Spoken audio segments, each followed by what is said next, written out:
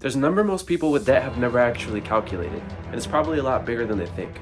It's the amount of money they could end up giving away in interest in the years they spend making minimum payments. Think about it.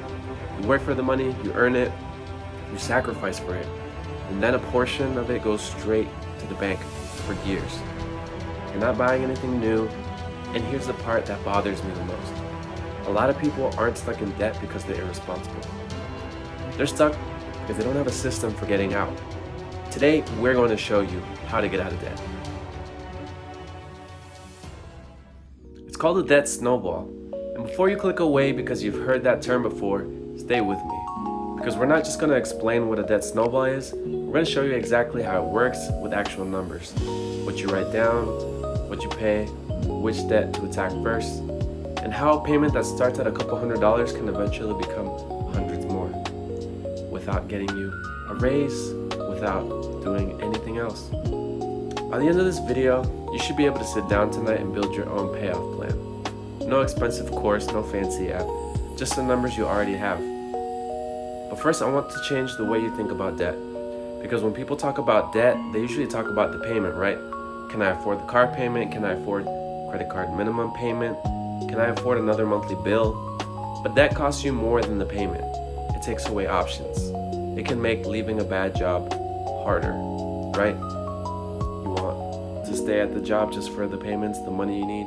It can make an emergency more dangerous and can turn even just a broken car, your car breaks down, crisis. And it can make you feel like every dollar you earn already belongs to somebody else. That's why getting out isn't just about becoming better at math. It's about getting your control back. And that's where the strategy matters. There's another popular debt payoff called debt avalanche. And I want to be fair here, the avalanche method makes mathematical sense. You attack your highest interest debt first, which can reduce the amount of interest you pay over time. So why are we talking about the snowball? Because personal finance isn't just math, it's behavior. Imagine you have $20,000 on a credit card, you're paying 24% interest, you decide you're finally going to attack it, you cut restaurants, vacations, you stop buying things you enjoy, and every month you throw an extra $200 at the balance. 1 month, 2, 3, 6, and you're still staring at a balance that feels enormous.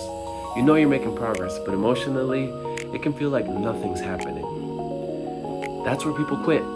Not necessarily because the plan was wrong, because they couldn't see the finish line. This is the entire reason the snowball exists. It gives you something the spreadsheet can't give you, a win. Not eventually, not one day, a win you can actually see. Let me show you. The debt snowball says, pay your debts from smallest balance to largest balance. You make the minimum payment on everything, but every extra dollar goes towards the smallest debt. Let's say you have 3 debts. A medical bill, $890, a credit card, $3,100, a student loan, $32,000. The snowball doesn't care which one has the highest interest rates. Your target is the $890 medical bill. You attack that first. You keep paying the minimums on the other 2. But every dollar you've identified as extra goes towards that $890. And once it's gone, you don't celebrate by spending the money, you take that payment and roll it on to the next debt. That's where this gets powerful. Because that first debt isn't just $890, it's proof. Imagine opening your bank app and seeing medical debt, $890, then $700, $450, $190, and finally, $0. That's different from watching a $32,000 balance slowly become $31,500. You can feel 0, you can see 0. You can tell yourself, I just eliminated an entire debt, and psychologically, that's a completely different experience.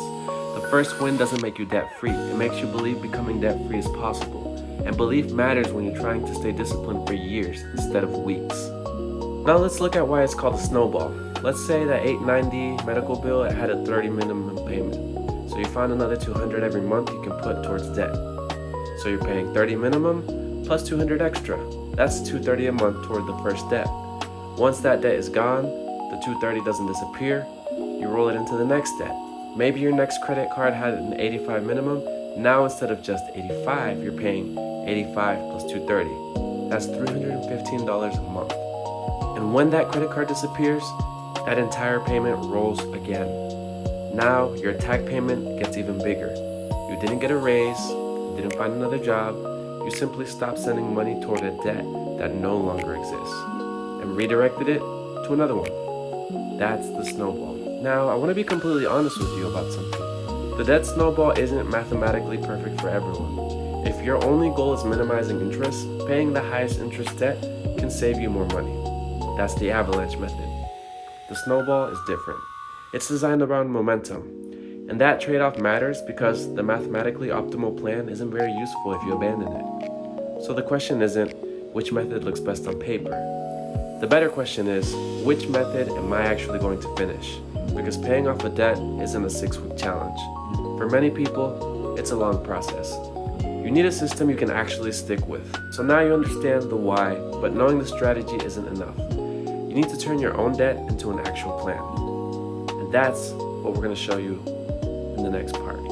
He's going to take the 3 numbers you need, your total debts, your minimum payments, and your available extra, and show you exactly what to do with them. So grab a piece of paper, get ready, because if you have debt right now, you can do this alongside with us.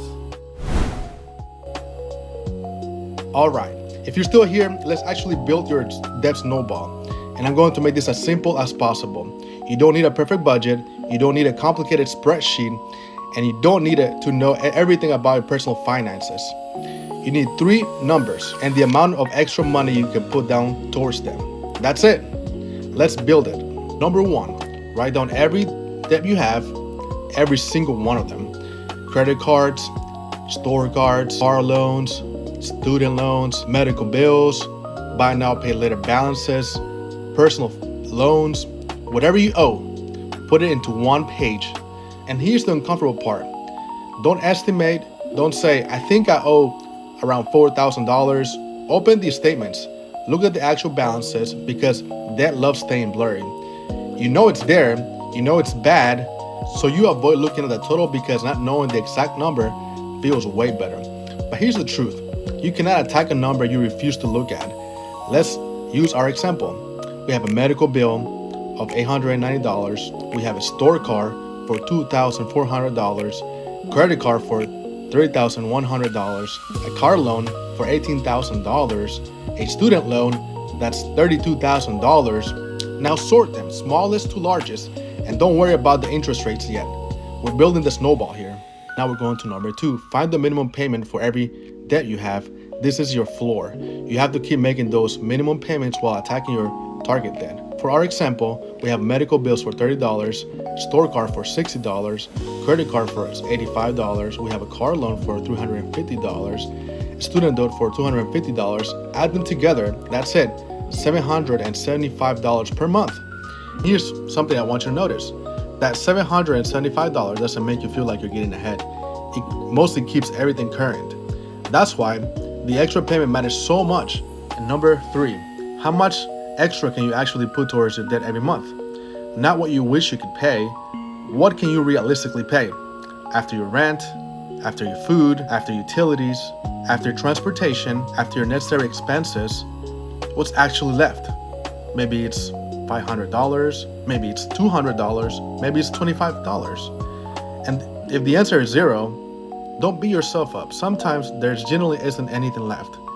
In that situation, the solution may involve increasing your income or reducing your expenses, but that's a conversation for another video. But let's say you found $200. Now you have our plan. Minimum payments, $775, extra $200. Total going towards debt, $975 per month. But here's the important part. The extra $200 doesn't get spread across 5 debts. It goes towards one, the smallest one you have, the $890 medical bill. Now watch what happens. The medical bill is $890. You're putting $230 towards that debt every month. $30 minimum plus $200 extra.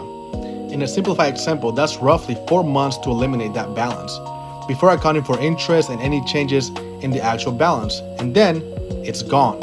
A medical bill of $890, it's now 0. You heard that right. It's absolutely 0. Now something changes.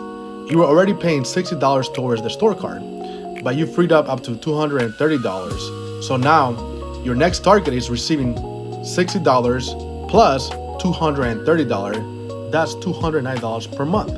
So you keep going, you don't stop there. Then the store card disappears. And now that $290 gets rolled again. your payment towards the next debt gets bigger. It goes from $230, then it goes to $290, then to $375, and that's how you get the snowball. And that's the part I want you to understand. Your income didn't change at all. Your debt strategy did change. Every time you eliminate a payment, you redirect it to the next one, and the amount attacking the next debt gets even bigger. But now, I want to warn you about the moment when people are most likely to sabotage this.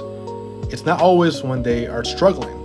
It's when they are winning. You pay off your first credit card.